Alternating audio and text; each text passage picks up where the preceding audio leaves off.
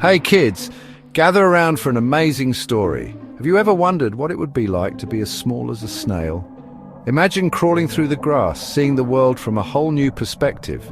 Well, get ready for an epic adventure with Jayden and Astrid. These two best friends are about to embark on a journey like no other.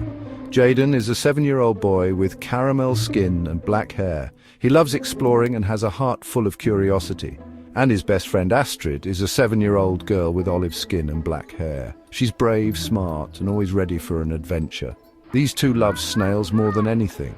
They spend hours in the garden, watching and caring for their slimy friends. One sunny day, while playing in the garden, they spotted a tiny, hungry snail. Its shell glistened in the sunlight, and it looked up at them with hopeful eyes. "Let's feed it," said Astrid. She gently picked some fresh leaves and placed them in front of the snail.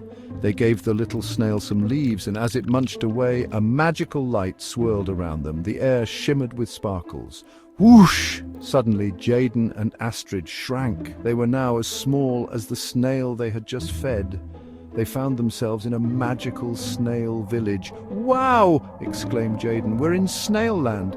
The village was bustling with tiny snail houses and pathways. The snails were super kind and showed them around. They introduced Jayden and Astrid to their snail friends and family. They played games and slid down trails of shiny slime. It was like a magical amusement park just for them. But then, croak! Big mean birds swooped down to attack the snails. Their sharp beaks and claws were terrifying. "Help us!" the snails cried. They were in great danger and needed Jayden and Astrid's help. "We'll protect you," said Astrid bravely. She knew they had to act fast to save their new friends. Jayden pulled out his glowing red sword, the Netherite, and Astrid held her shiny gold sword. They were ready for battle. Together they faced the birds. Their hearts pounded, but they stood firm. Jayden swung his sword to scare them away, while Astrid twirled and blinded the birds with her golden blade. The birds were confused and frightened. "Go away, you bullies!" they shouted. Their voices echoed through the village. The birds squawked and flew off, never to return. The village was safe once again. The snails cheered. "Hooray for Jayden and Astrid! You're our heroes!" They were so grateful for their bravery.